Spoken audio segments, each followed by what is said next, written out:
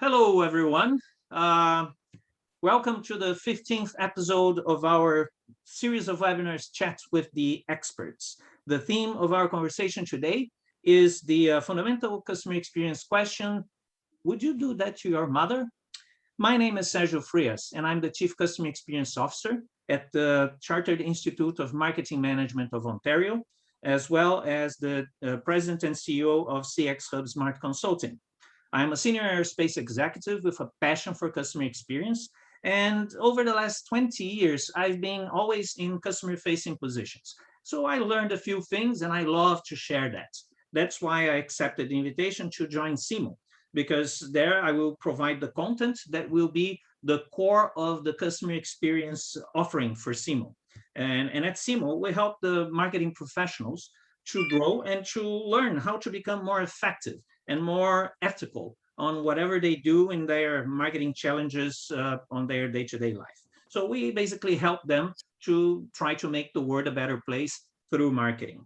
While at CX Hub, we offer people and organizational development programs just to help organizations and people to put the customer in the center of everything they do. Um, oops. Uh, and yeah, and then we basically try to make the world a better place through customer experience. So customer experience is one of the most fundamental ways to improve the quality of the human interfaces, and that's why I'm so excited about being part of these two organizations. So the Chat with the Experts is a series of webinars where we try to bring different perspectives, different ways of seeing customer experience. And since last year, we had 14 webinars already. So we started with Claudemir Oliveira from Seeds of Dreams, talking about positive psychology applied to customer experience. Then we had Gisele Paula from the Instituto Cliente Feliz, talking about happy customers bring profits. We talked to Gabe Larson from Customer, talking about technology applied to customer experience. We talked to Sergio Santos from Honda, talking about relationships leading to great deals. Then we talked to Tim Beck and Ron Costa from SAA Steps, talking about small startup communities making top-notch technologies available to everyone. Then we talked to Omar Gunning from DASA Labs, talking about servant leadership to deliver customer experiences. Then we talked to Joe Pine, talking about the experience economy.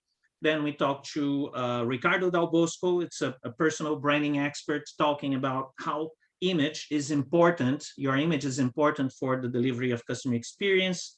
We also talked to Paula Stasiarini from Embraer Executive Jets, talking about customer experience to high net worth individuals. We talked to Claudio Garcia from Ponto Care in New York, talking about customer experience on the healthcare business. And we also talked to Mark Gordon, a Canadian customer experience expert, telling us a few secrets that they don't want you to know.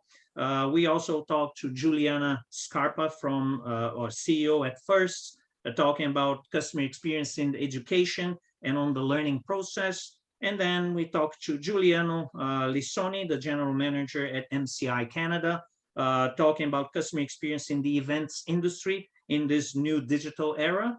And finally, we talked to Talita Kusler, the head of customer experience at Atento, talking about customer experience in this new, this modern call center. And our guest today is Jeanne Bliss, the acclaimed best-selling author and CEO at Customer Bliss. And she first learned about human kindness and great customer experience as a kid with her dad in their family shoe business, which served as an inspiration for her successful career as a CX professional and as a human being as well. After you talk to her, you understand why she's amazing.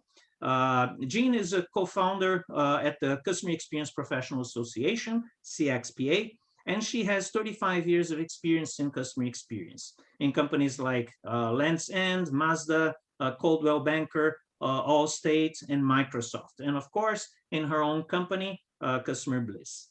Jeanne not only coached, but inspired more than 20,000 leaders worldwide. and delivered more than 2,000 amazing keynotes. She is the author of books like Chief Customer Officer, I Love You More Than My Dog, this one here, and Chief Customer Officer 2.0, this one here, and of course, the book that we're going to be talking today, Would You Do That to Your Mother? And of course, I bought this book because of the cover. But when I read the book, I realized that the content is much better than the cover. You know, it's really an amazing book. And by the titles, you can realize that the way Jeanne writes is very particular, very special. She speaks a language that is at the same time touching, because it really talks a language that we really understand, and it's a very light and entertaining reading. And her books bring very important concepts, but not only in the theory. She has a lot of real life examples and illustrations to the concepts that she brings, and how they apply to you, to me, to everyone. So in summary, Jeanne's business is to help companies and people to become the best versions of themselves. So Jeanne, welcome. Thank you very much for joining us on this series of webinars, especially knowing that you are recovering from an ankle surgery. You know, I know it's not an easy time for you, so having you not only is a pleasure, but I'm honored to have you, you know, accepting our invitation, even though you're not 100% today. So did I forget anything that people should know about you before we start? No, and Sergio, thank you. Thank you for the good work you're doing and helping spread the word. I think that what's important about this work is we stand on the shoulders of the people that have come before us, and all of us collectively raise the water level. And so, yeah, no, let's just get right into it. I'm excited to talk about this book. And, you know, it's my fourth book, and really, content that I wrote it so it was very consumable. Anybody in any company could read it and figure out their version of how to act in a company. Mm-hmm. Yeah, and I have to tell you, the thing that I like the most is that, you know, I don't have a lot of time for reading, so I couldn't seem to spend a lot of time, you know, going through a lot of stuff that never ends. You have bits of knowledge, so you're delivering pieces, and it's very easy. So I read a little bit and I stop. Then I can come back and I connect very quickly because the examples are connected to the text that I just read. Mm-hmm. So it's very easy to read, especially when you don't have time. So, you know, it's an amazing thing. But let's, people are not here to listen to me. So let me ask you a first question. Sure. I would like to know, where did this idea come from? I mean, this idea of connecting the everyday customer experience delivery to the type of respect and relationships that we have with our mother. So this idea of, what if your customers were your mother? Right. How did that come? Well, you know, I've been doing this work, Sergio, thanks for that question, for 35 years. And what happens sometimes is we get so wrapped up in the mechanics of the work or the techniques of the work, journey mapping, voice of customer, that we lose the reason why we're doing the work, which is to become a better company, to become the kind of company that we admire, to become a company that behaves in a manner where we're prideful of what we do. And so what I really wanted to do, because I had written these books about Chief Customer Officer, I really wanted to also write this very consumable book, easy to read, book that moved us from customer experience around the mechanics and about the meaning of the work, which is becoming beloved, becoming a company that's really admired at a different level in the marketplace. And so one day I was just figuring out ideas, and I thought, okay, what about, would you do that to your mother?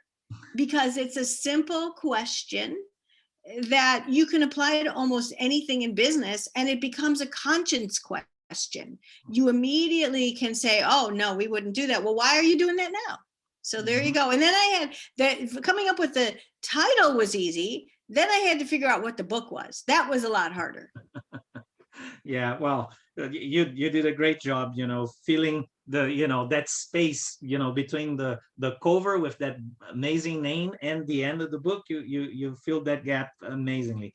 And I guess one of the concepts that we see here all the time, all across from the beginning to the end, is the concept of make mom proud. And I Right. believe that this is a very powerful tool to kind of shape the proper mindset. So when we're thinking about what we are delivering, uh, I guess that when you really, if you take it seriously and you think, what I just did, is this something I would tell my mother? And she would be Yeah, proud of me. I guess that this is very powerful. So talk to us about this. How do you see this emotional connection sure. between what we do on the day-to-day life and, Well, one of the things that was important to me was to help people understand that when a company goes through a business transformation, they over 95% of the time, they don't do this hard work of in the beginning determining how they want to, what kind of person they want to show up as. My career began after I learned about humanity and business at the knee of my dad in his Buster Brown shoe store. I went to a company called Land's End, which was kind of the Zappos of its day. We were very, very popular, very beloved.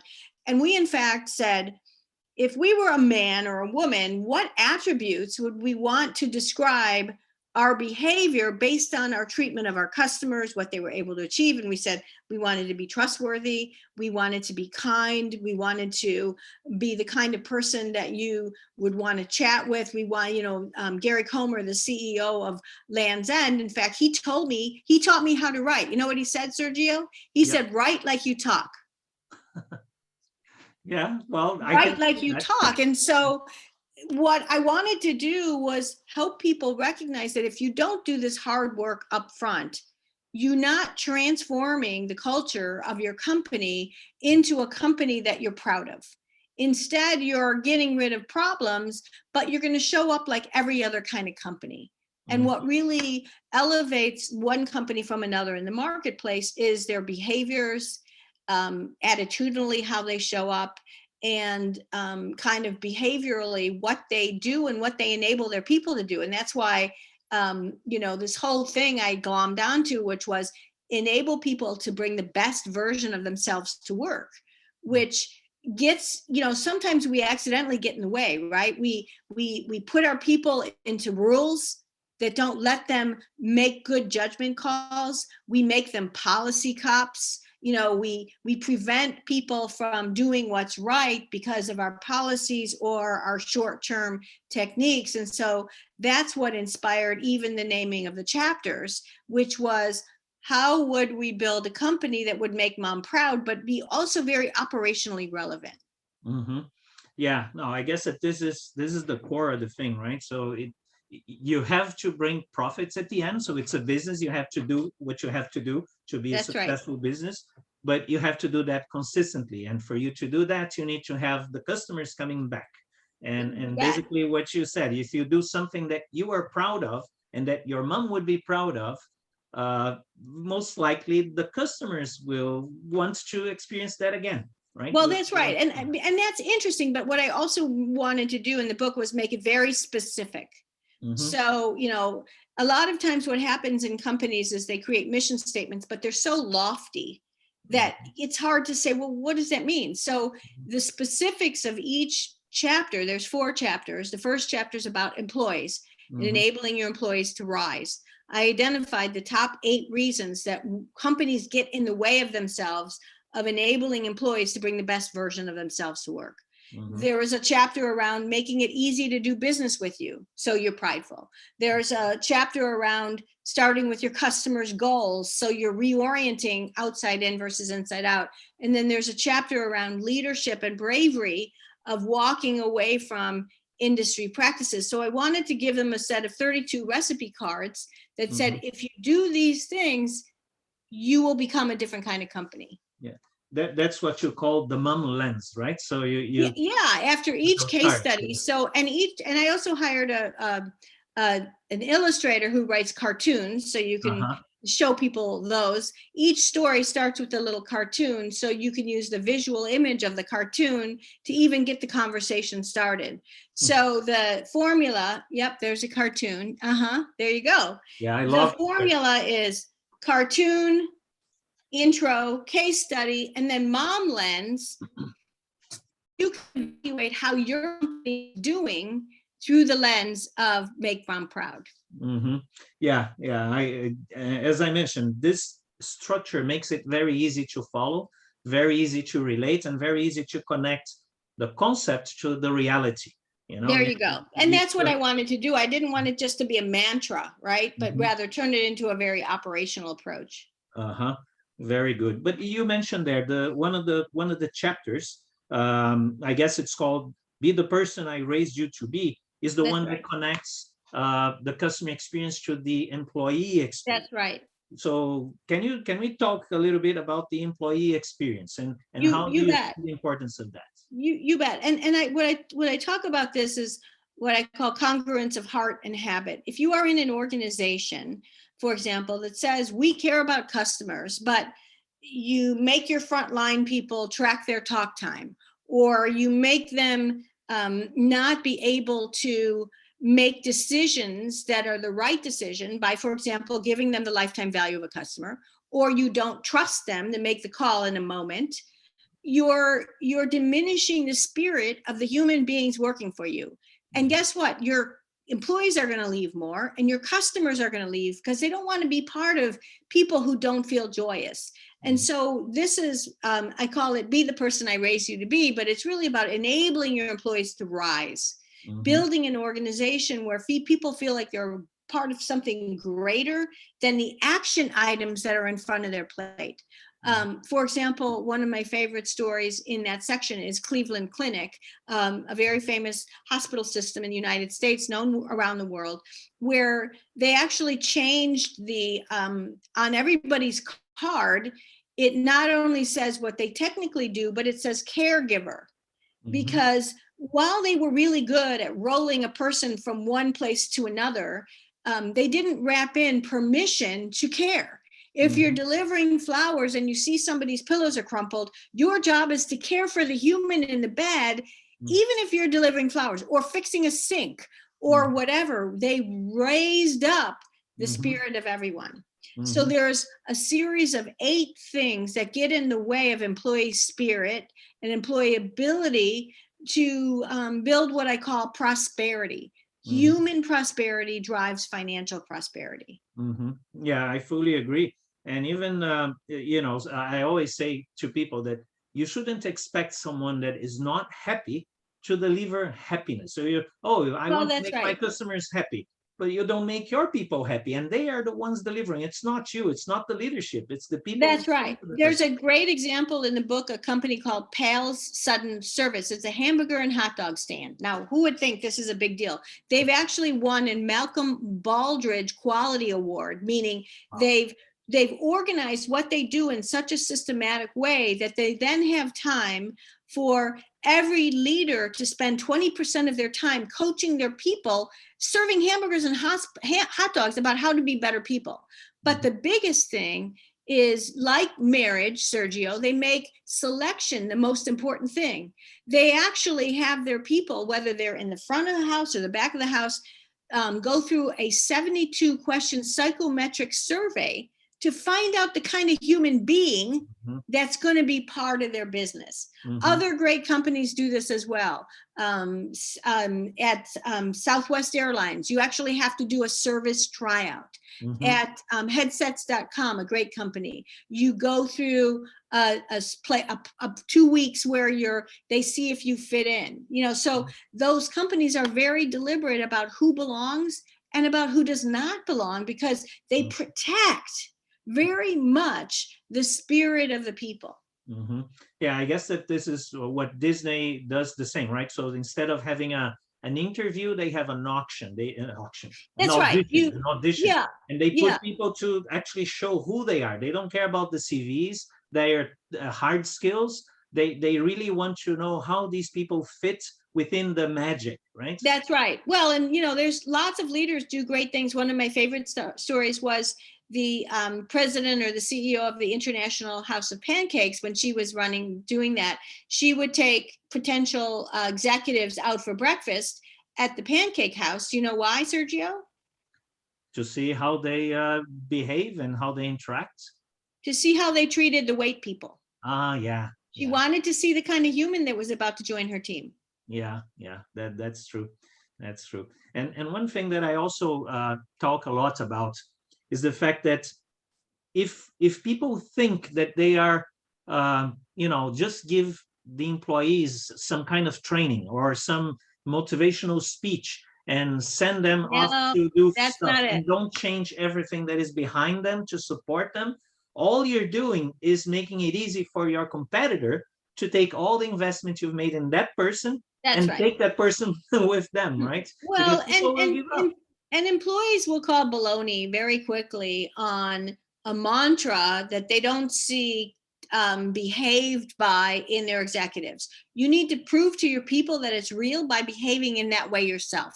Mm-hmm. So if you say customers are the most important thing, but at the end of the quarter, you start doing things to get money in your pocket that hurts customers, your employees are going to go, no, this isn't true. They're not being true to what they say that we are. Yeah. And if you pump up your employees to deliver amazing experiences, and then they get to a point that the customer asks something and say, no, we can't do this because the SAP don't have that transaction, or the quality system won't allow us. Yeah, blah, blah, blah, blah, blah. Talk to the hand. Like, who cares? Yeah, that's right. And these people will simply leave, and they will, because they're now pumped up and they understand what is to deliver great experiences, they will go deliver great experiences somewhere else, right? Well, yeah, so that's what that chapter is all about. There's 8 big important things that you must do to create a company where people will love you and where your employees will love you. Mm-hmm. Yeah, good. Very good. On the next chapter, it's called Don't Make Me Feed You Soap. Basically, you're talking about how to make it easy for customers. Make it easy. Right?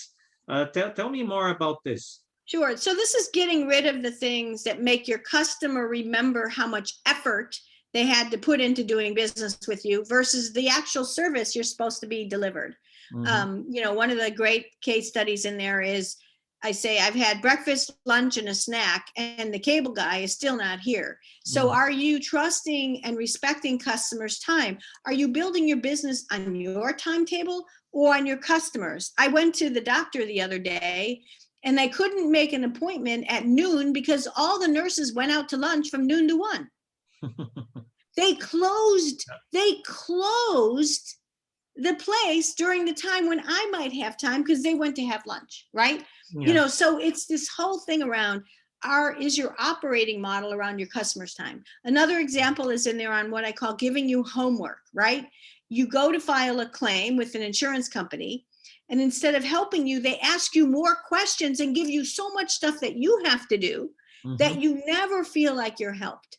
Or the jargon that's in your materials, so it's 8 things that make you feel like you're constantly just tied up in knots as you do work with this company. And by the way, that rolls right on down to your employees. Yeah, and I believe that maybe some of those companies out there, they use that as a tactic to get people to forget about the claim. Like, you go to your health insurance plan and it's so painful to claim $30.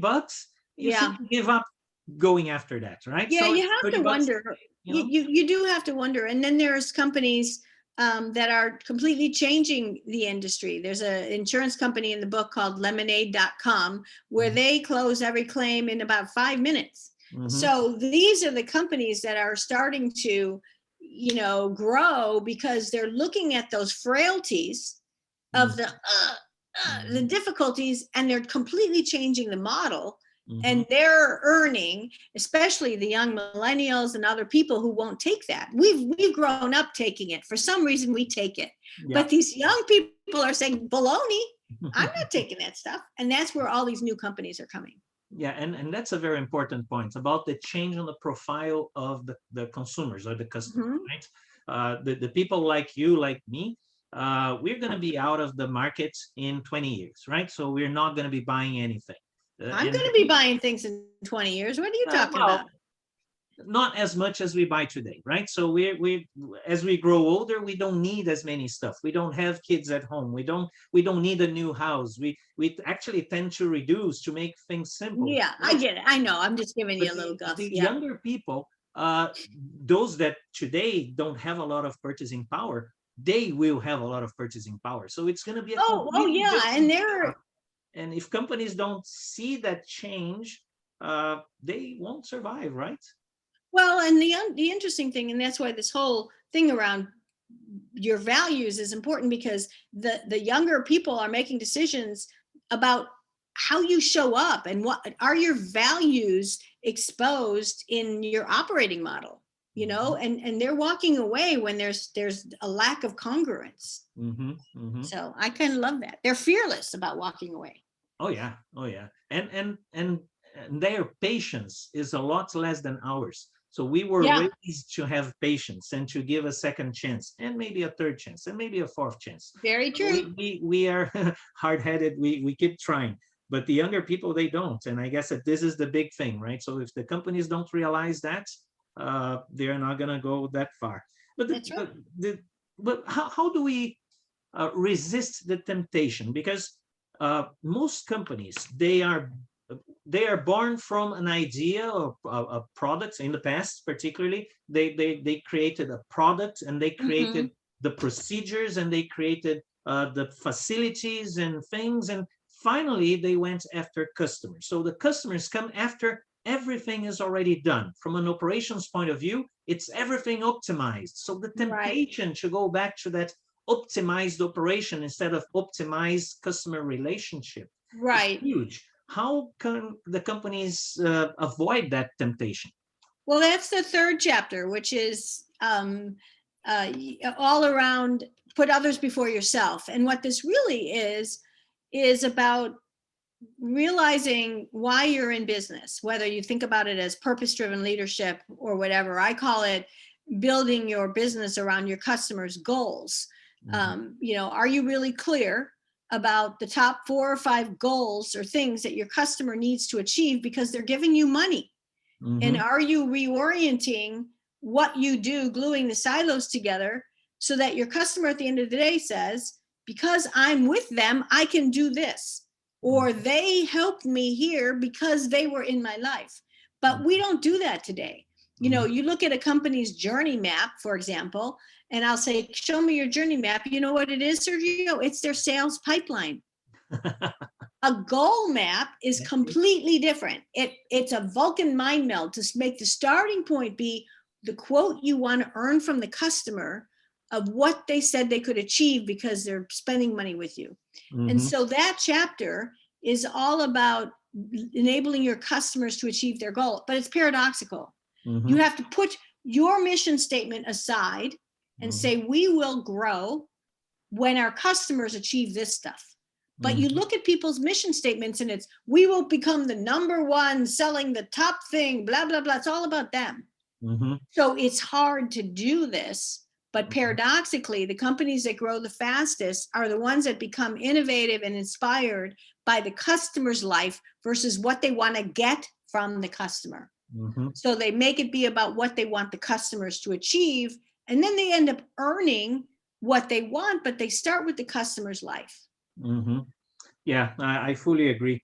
But when we're talking about the customer, if we're putting the customer in the center, if we're driving everything we do by the customer's goals or objectives, we are basically talking about empathy, right? So we have to No, it's understand. not just about empathy. It's about your operating plan. It's about your business.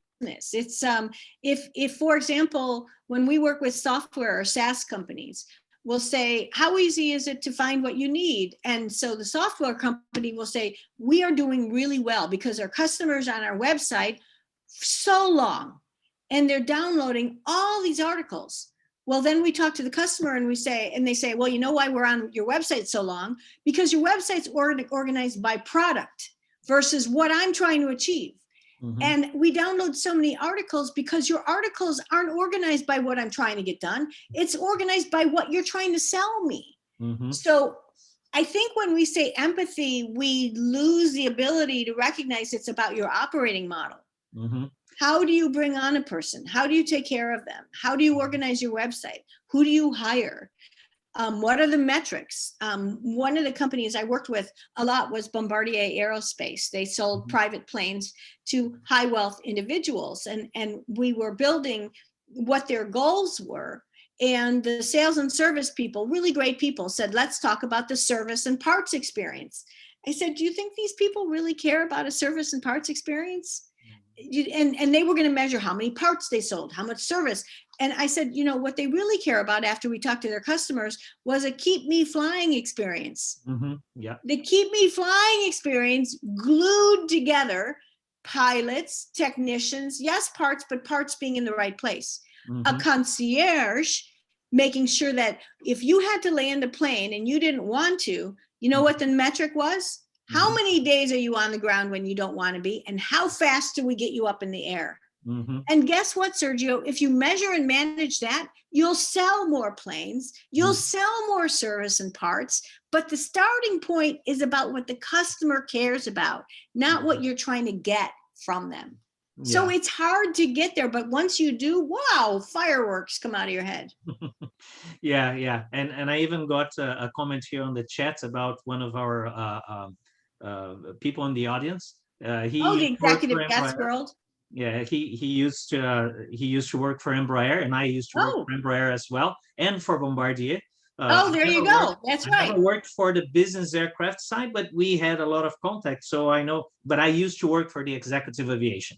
Oh, So, very, and I very. was So you understand that oh airplane yeah, on ground, AOG is critical.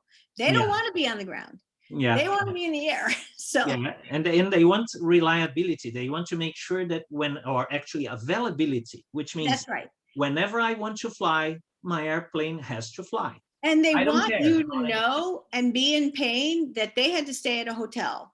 And Yeah. they want you to know before they call you. So you're like, oh, well, let's take care of you and Yeah. let's get you back up. So Yeah. what happens is you now got to glue together multiple silos that are achieving a metric or a goal that any one silo cannot achieve alone. That's when your culture changes. That's when your leadership changes. That's when you start changing the operation to achieve those goals. Yeah, and when I mentioned empathy, was more in the sense that you have to be able to understand the customer's expectations from their perspective, because it doesn't matter how Yeah, nice you that's right. think you are, how good you think you are. If they don't think the same, forget it. They are the Well, ones with the purchasing power, right? that's exactly right. And I think that I would be remiss if I didn't hum a few bars about how surveys are accidentally not telling us what we need to know. I'm not against surveys, but especially in the world of COVID and other things, what we need to move away from is validating in our questions, how did we do? How did we sell this? How did we do this? To understanding what you need. So what we're doing is we're bringing groups of 10, 15 customers together, and we're goal by goal saying, what do you need? What's important to you? Innovation will come with the open-endedness of understanding versus the short-term wick of validating, right? Can I get a 10? You know, would you recommend me? And really we're losing sight of the opportunity to change the business and to grow more. Yeah, and it's very easy to be fooled by the surveys, because sometimes, and I see that myself, because sometimes I get a survey and it was not perfect. I didn't like that much, but I prefer to put a 9, because if I put less than that, someone will come after me asking why. And I don't want to talk about it. So then you get a 9 and you feel like, oh, we're great, we're 9. And No, then they don't do you're not anything. great. Well, you know what we do? It's just a little aside. If you're doing NPS or whatever, 0 to 10, how well are we doing? I say, okay, that's great, thank you. But tell us one thing you'd like us to improve. Because even your promoters want you to fix something. You know, when we're getting these 9s, whether they're right or not, we're getting this false sense of we're doing great. We start patting each other on the back, and our executives are getting false positives. And so then we stagnate. Yeah. And others, zoom, passes by. Yeah. And people don't know why because That's right. we're in all nines. But That's anyway, right. when I talked about empathy, I was basically thinking about those people who have this ability to see whatever is being done through the eyes of the customer. So put Mhm. themselves in their shoes and try to understand what is important for them, what is value from the customer perspective. And those Right. people, do you think those people are born with that, or they can be taught how to do it? So you think Well, this training can isn't help just this? about yeah, I mean, and a lot of times people think this is about the front line. This isn't just about the front No, no. line. Mm-hmm. It's about having a listening skill to, in an open-minded way, listen to understand versus ask to validate. Mm-hmm. And for example, when we do these sessions with customers around the world now, we actually coach the executives. You can't defend, deny, or explain away what the customer is telling you. Ask clarifying questions. Check your ego and your pride at the door, because they're not talking about you. They're talking about how your company's coming together to deliver for you, because that's what the customer sees, is the ability of this, how united are you, how well have you come together. Mm-hmm. That's what causes the friction or the ease for the Mm-hmm. customer. Mm-hmm. Yeah, I love the expression, leave your ego and pride at the Check door. your ego and your silo, because everybody's working hard, but they're working hard separately. And again, our CEOs are getting false positives because we're all getting green dots. Mm-hmm. Why are we getting green dots? Because our KPIs are what, Sergio? They're what we care about, Mm-hmm. right? Yeah. Down to the operating KPIs, because we're smart people and we work hard, but our KPIs are internal KPIs. Mm-hmm. If the keep me flying KPI is the new KPI, that's not going to be green right away. But over time, as you get green, you will fundamentally change your business. Very good, very good. The next chapter, I guess it's The last chapter. the last chapter is take the high road. I guess there basically you're talking about purpose, right? So Purpose and leadership bravery. Yeah, yeah. So tell us more about this. Sure. So the first thing is, do you even have clarity about why you're in business? Mm-hmm. And does that clarity drive everything you do? So for example, IKEA, the global, store we all know about, they actually know their purpose is to help you at a time in your life when you have more sweat equity than money in your pocket, because you have to put the stuff together, etc. Mm-hmm. And because of that, they actually create little vignettes about each product, but they you know what they design before they design the product, Sergio? No. The price tag. So they know that if you're a college student and you need to buy a chair in your first apartment when you move out, so your mom can have a chair to sit on, they know maybe you have $80 to spend. So they say, okay, what kind of chair can we make for $80? They also know that you don't have a lot of money for food. That's why they have those really cheap Swedish meatballs in the IKEA stores. So the thread follows all the way through. So that's purpose. The other thing is, in the way you lead, again, are you congruent? So there's a great case study in that chapter about REI, which is an athletic company, cooperative. But what they encourage is community and getting outdoors. And so they actually close all their stores. They did this for the first time about 5 years ago on Black Friday, which is the day after Thanksgiving. People thought they were crazy. It created an entire movement. They have all kinds of people that have now joined this, because if we're about outdoors and community.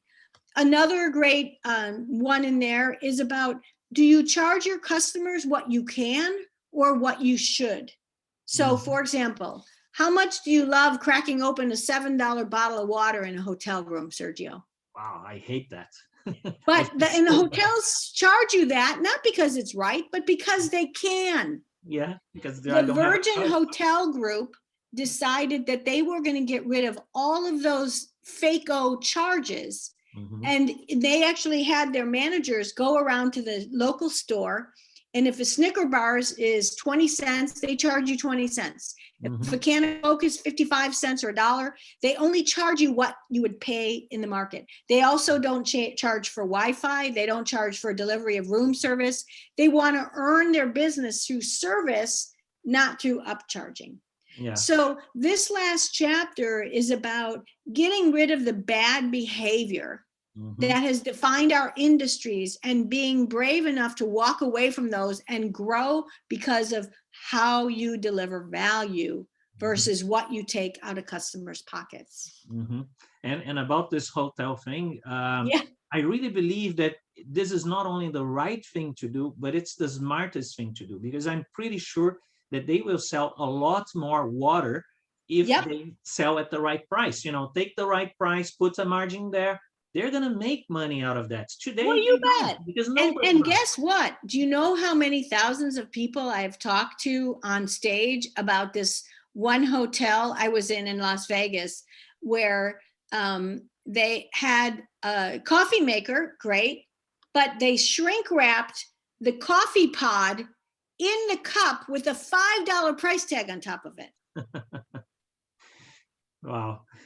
And They- I remember it. You Uh, remember this stuff because you say, what kind of person would do that? And would you do that to your mother? Yeah, yeah, Right? definitely. Yeah, definitely. And it's amazing because they are highlighting to you and they are creating a memory. The Because again, memory is you may lousy not memory. remember the name of the hotel, you may not remember the price, but you'll always remember how they made you feel. You Because remember that shrink wrap cup. That's right. That's right. Yeah. And then you know what it also does? You now put your employees in the position of having to defend crummy stuff. Mm-hmm. Because your employees don't like that stuff either. Oh yeah. Yeah. And when you complain, what will they say? It's against their principles, but it's according to the policy. That's And right. they're right in between the you know the Well, and that's those companies, that's why employees leave. Go back to chapter 1. If you're making people live against their principles over time, they're going to find someplace else where it's more fun to be around. Yeah, definitely. And about this hotel thing, it's interesting because they are not even smart enough to check all the things that are going on at the same time. Because very frequently, what I do, I order, for example, a Coke. If I get it from the minibar, it's $7.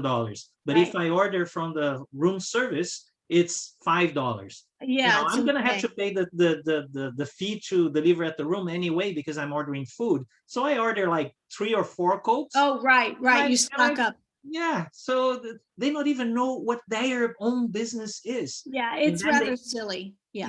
yeah, and they cause this feeling, that bad feeling in the customer that, I'm not welcome here. My money is welcome here, not me, right? They Yeah. don't really care about me.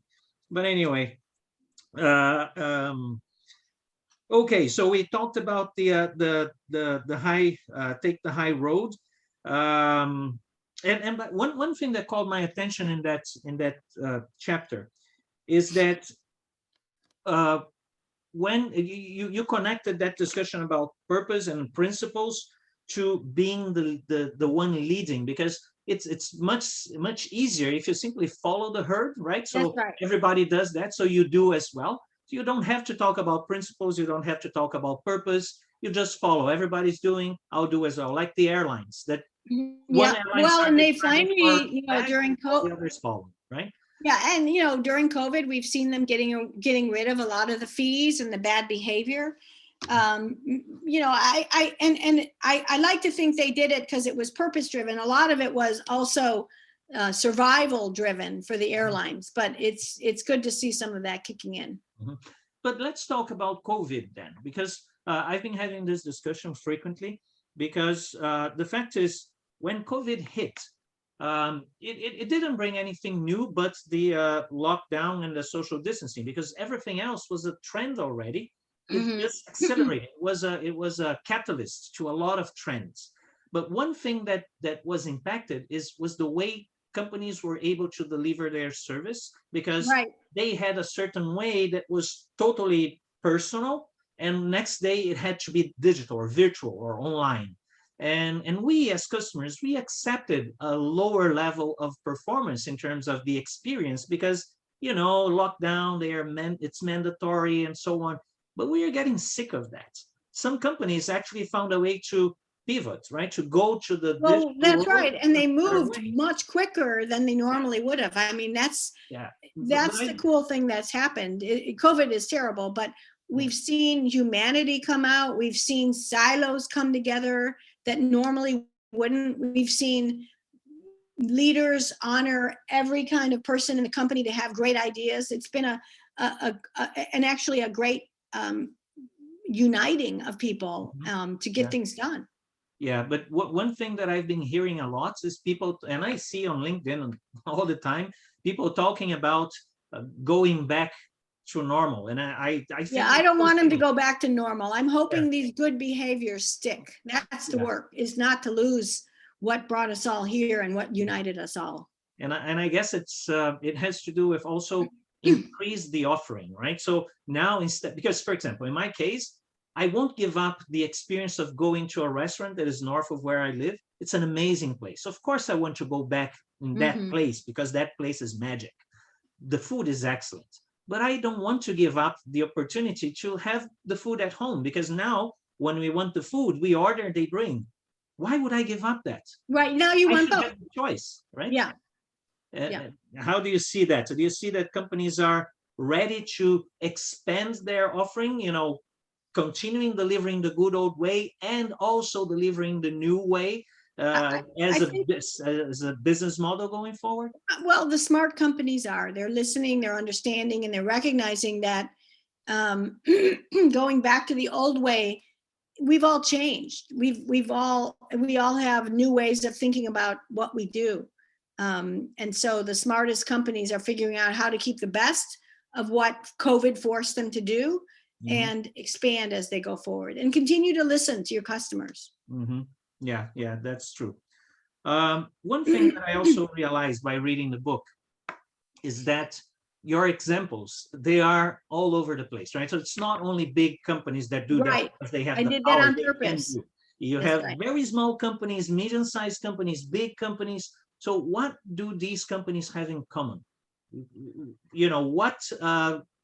What unites them in terms of the ability to deliver those amazing experiences, those memorable experiences? Well, I think it's deliberateness and diligence around, you take an idea and you work the idea until it becomes habit and you commit to it. And you don't just say, oh, this is a good idea, everybody try it. What you're seeing in the companies, excuse me, that are making it work are those people that there's a commitment and they're turning it into the way the company runs.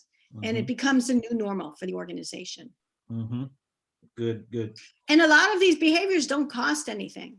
Yeah, and that's the thing. Just to understand, how come some people don't realize that that's right. The human touch not necessarily requires an investment of money. It's exactly just a way of changing the way you see things, the way you relate to people. And that brings me to my next question, because in the beginning, I mentioned that what you do is to help people and companies to become the best versions of themselves, right? So I guess that this is the thing. So it may not cost money to do that.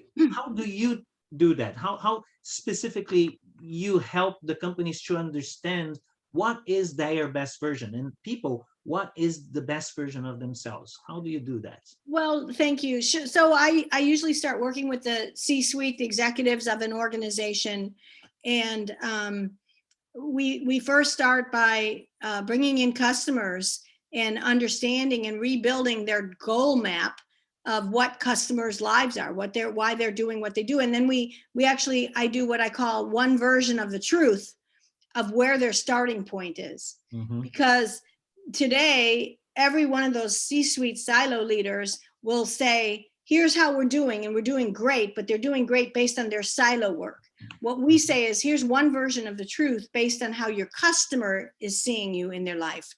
And then from there, the good work starts of saying, okay, goal by goal, how will we reorient how we do the work of the business? How will, as leaders, we change our accountability and our language and our wording and be united? And then we basically work through it. It's on my website. It's I call it your 3 blocks long. And this actually came from what you mentioned in the beginning, which was my dad, Vincent Lombardo. He had a Buster Brown shoe store in Des Plaines, Illinois, a little part of the Chicago area.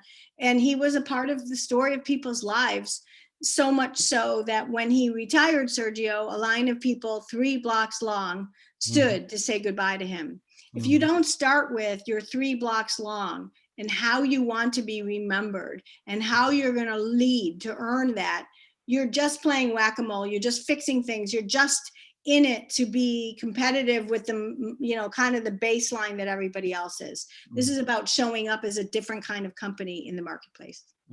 Yeah, and if you start that way, it's much easier to get all the areas within the business to follow, right? So the That's finance exactly guy that is always looking at the quarters and the numbers and the, you know, doesn't see what is outside. When you bring that vision inside, and the leadership behaves like that, and the culture as a consequence. I guess Simon Sinek says that where goes the leader goes the culture. Where goes the culture goes the company. Yeah, it's all So, connected. Exactly. yeah, That's exactly and I guess that this is the secret to convert the entire company, to get those guys that are far from the customer, that are or think they don't deliver, have a part. but they That's actually do.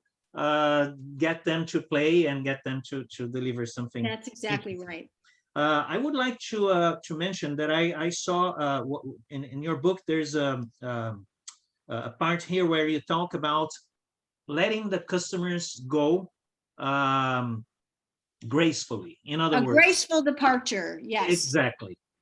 Tell me more about that, and I will tell you a story that I lived through just a couple of weeks ago, or not, maybe more, 4 weeks ago, to illustrate that. Sure. Yeah, this is in the chapter around making it easy to do business with you. And the whole message is a graceful departure may lead to an eventual return. But if you make it hard for the customer to depart you, that memory is going to make them never want to come back. You know, we've all remembered the stories of people trying to break up with their phone companies, or, you know, it's captive loyalty. There's so many strings attached or fees attached to departing that the customer, you know, just feels it validates why they're leaving you. But if you make it easy to go, the customer will remember who you are as people, that you were trusted, taken care of, honored, you left with your dignity intact, and they may come back. So what's your story? Yeah, my story is that, you know, my company is very small. So when I need a contract, for example, for something specific, I have to find a resource to help me. And there's this company here in Canada called Law Depot. It's a website. You go there, you pay a fee for, it's a subscription, and then you can go there and take as many templates as you want for as long as you want. As long as you pay, you know, you can do it. I did what I had to do, and after like a month and a half, I realized that I was not needing their services anymore. So I decided to stop the subscription. And then when I went to their website, to find the button to stop was so easy.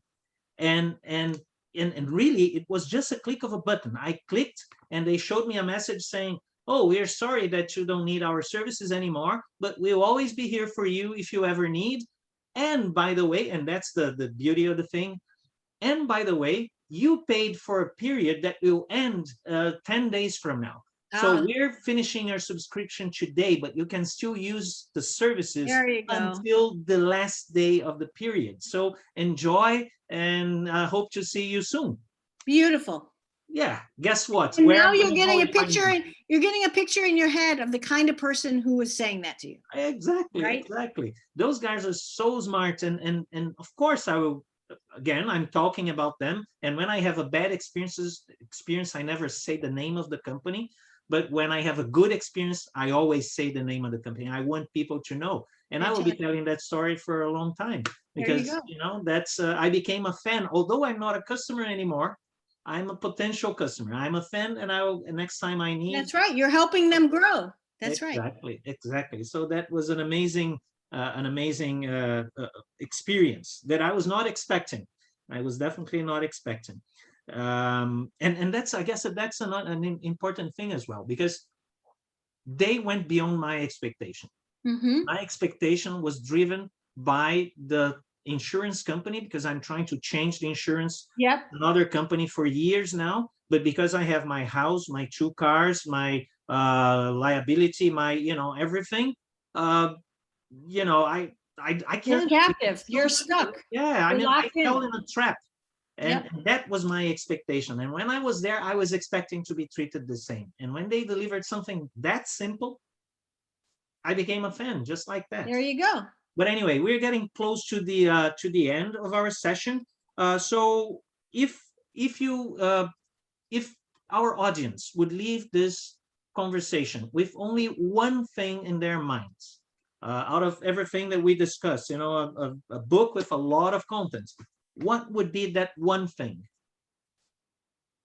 I think it's you can simplify the work you do by understanding your customers' lives, starting with their goals, and recognize that your work is to earn the right to growth, not to go get it, but to earn it, and to show your values in what you do.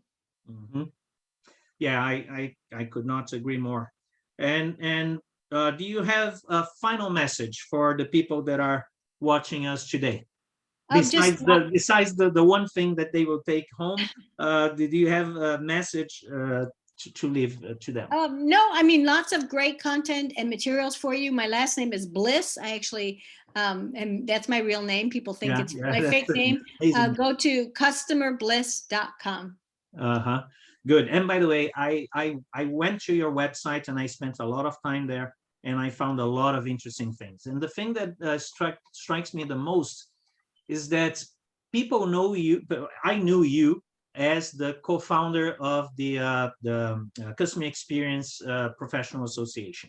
So the thing that comes to our mind is a customer experience expert. So I went to the website trying to find customer experience, kind of in a box that I could grab. And what I found was a lot more than that. Yeah. And it was amazing because what you talk about in the book, and you talk about purpose, you talk about being the best version of yourself, and so on, that transpires in your website. It's not a sales website. No. It's a place where you go there and you start clicking and going. That's right. I want to feed you with joy and information and give to you. So yeah. So I recommend to our audience to take the time, go to the Customer Bliss website. That is quite interesting. Thank you. So I would like to thank you very much for sparing the time, for taking the time, particularly not being 100% yet. I'm really massaging my broken ankle right now. Yeah, and so thank you very much. And I hope that we have more opportunities like this to learn. Actually, in my case, I learn a lot from you, not only from your books, but also from the speeches that I saw on your website, and a lot of content that I get. Great. Well, thank you, Sergio. Yeah, and I got a few comments here from people on the chat. I don't have any questions on the Q&A, but I have a lot of people saying that, oh, that was great, that was amazing. Oh, good. Well, it's a joy, and thank you for doing this. Thank you very much. Okay. Have a good evening. Thank you, everybody. See you in 2 weeks on our Portuguese version of the Chats with the Experts. I have a nice content to share with you then, but I will only let you know 1 week from today. Thank you. Have a good night. Bye-bye.